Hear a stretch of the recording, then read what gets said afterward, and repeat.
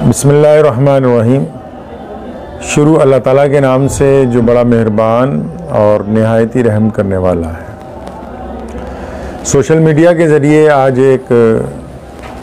खबर कर्नाटक से वायरल हुई, जिसमें कर्नाटक के मांड्या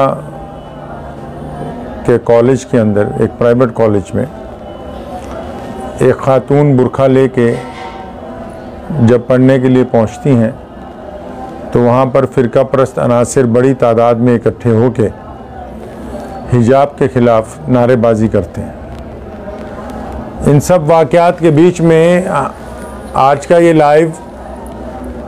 उम्मत मुस्लिमा की उस बहादुर बेटी को हमारी तरफ से सलाम पेश करने के लिए है, जिसने बुज़दिलों के झुंड के अंदर अल्लाहु अकबर की सदाओं के साथ अपनी शनाख्त को कायम रखा और ये पैगाम दुनिया को दिया कि कोई भी बातिल ताकत,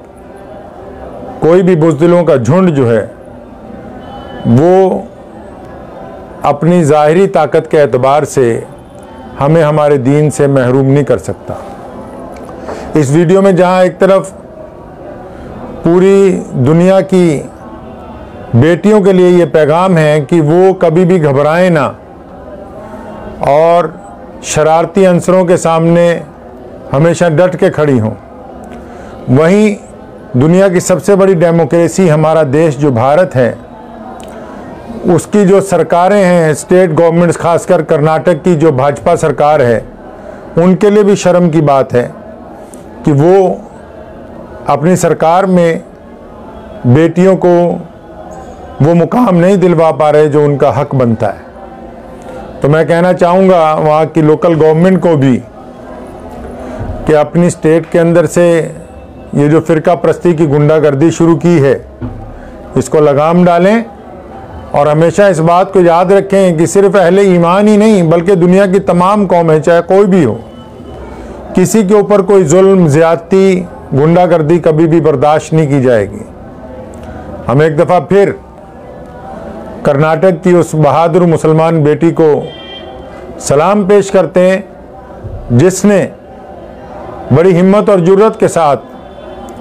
जब कई दर्जन लोग